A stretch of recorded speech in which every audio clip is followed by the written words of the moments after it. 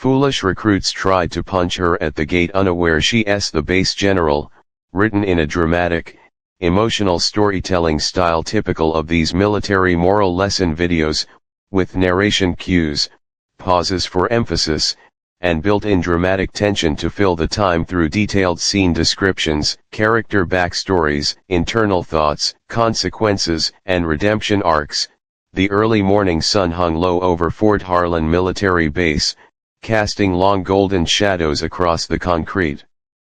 barriers and razor wire fences as General Sarah Elena Martinez, a battle-hardened three-star general with 28 years of exemplary service including 2 combat tours in the Middle East and countless classified operations that shaped national security policy, deliberately dressed down in faded blue jeans, a plain gray hoodie, worn sneakers, and no visible insignia or rank, approached the main gate on foot after parking her unassuming civilian sedan half a mile away because she wanted to test the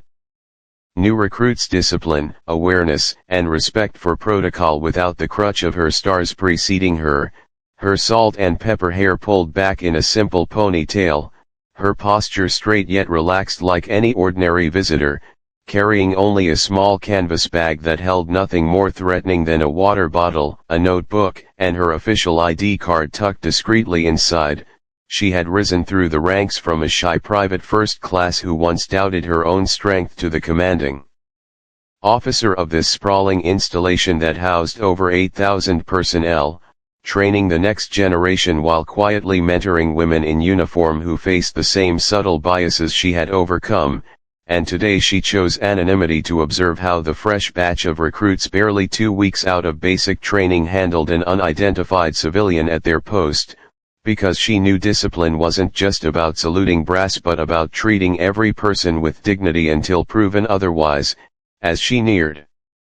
the checkpoint, 3 young privates, Jake Harlan, the cocky leader with a fresh buzz cut and an ego inflated by tales of his high school football glory, Tommy Ruiz, his eager sidekick who laughed too loud at Jake's jokes, and Marcus Lee, the quiet one who followed along but looked slightly uneasy, spotted her and immediately stiffened, exchanging smirks because to them she looked like just another middle-aged civilian lost or trying to sneak in for a glimpse of the base, perhaps a curious local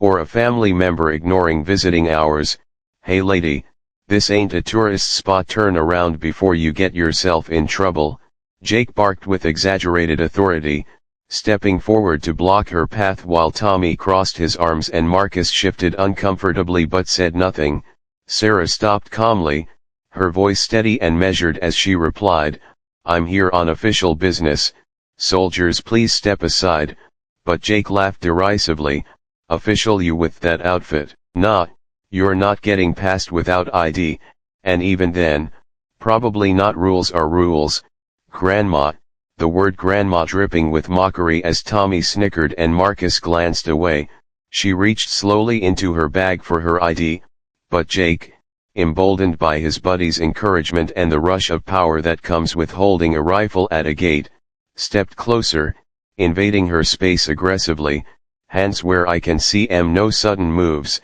and when she didn't flinch or back away, his frustration boiled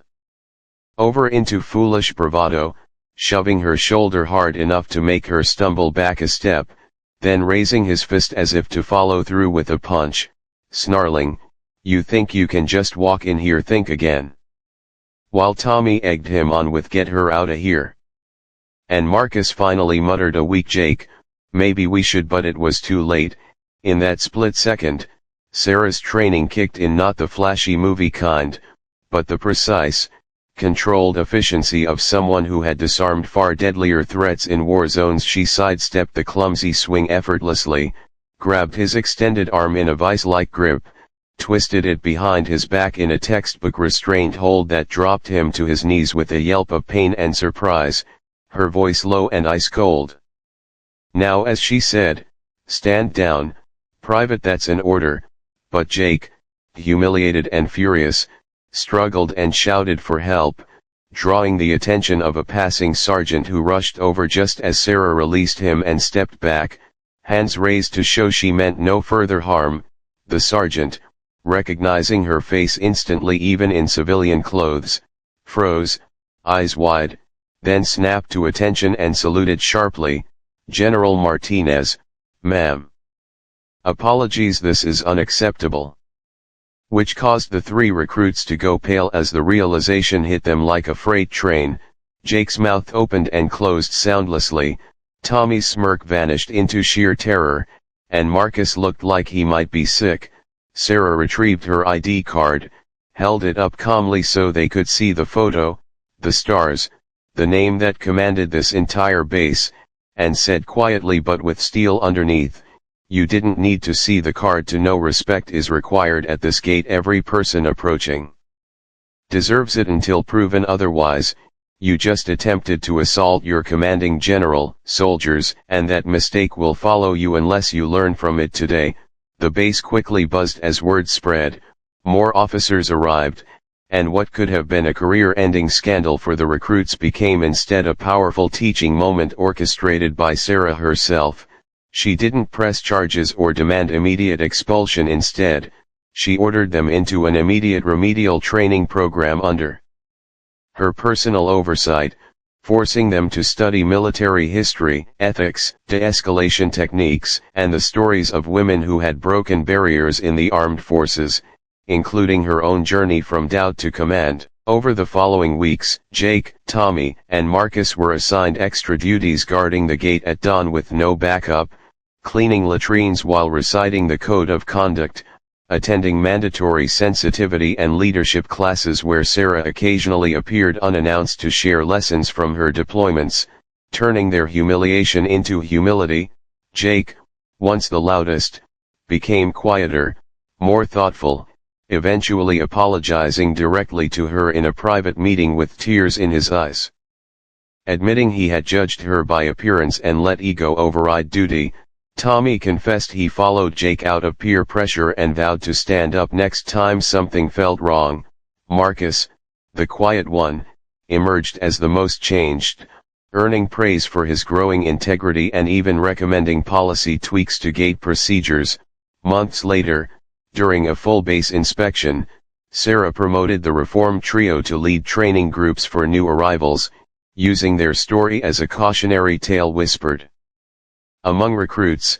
"Don't judge by clothes or age because the woman you mock at the gate might be the one signing your orders tomorrow." The incident became legend at Fort Harlan, a reminder that true leadership isn't about stars on shoulders but about character under pressure, that arrogance can blind even those sworn to protect, and that sometimes the greatest lessons come wrapped in the most ordinary moments at an unassuming gate on a quiet morning. And as Sarah walked that same path again,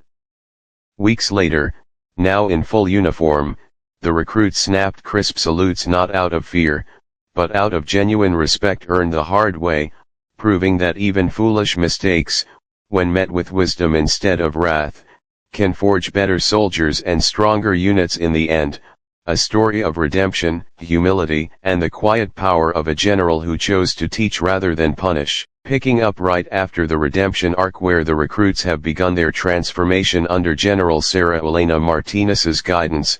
building on deeper emotional layers, new challenges, a high-stakes test, further growth, heartfelt confrontations, and an uplifting finale with lasting impact. Months had passed since that fateful morning at the gate of Fort Harlan, where three foolish recruits, Jake Harlan, Tommy Ruiz, and Marcus Lee, had nearly thrown away their military careers in a moment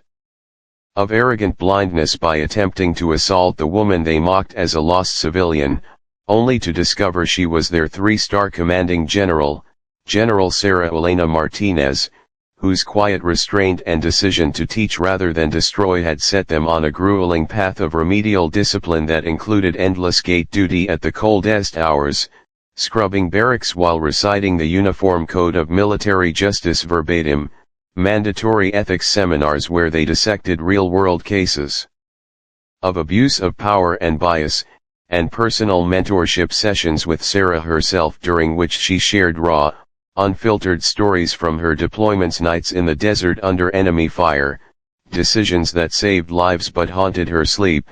the subtle sexism she endured climbing the ranks as one of the first women to command at this level, and slowly,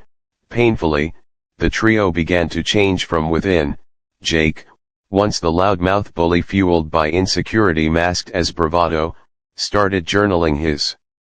reflections after each grueling shift, admitting in one late-night session with Sarah that his father's constant pressure to be a man had twisted his view of strength into dominance, and he broke down sobbing when she told him true strength was protecting the vulnerable, not overpowering them. Tommy, the follower who laughed to fit in, found courage in small acts like intervening when a newer recruit was hazed, earning quiet nods from senior NCOs and a rare well done from Sarah that made him stand taller. Marcus, the silent observer who had almost spoken up that day but didn't, blossomed into the group's moral compass,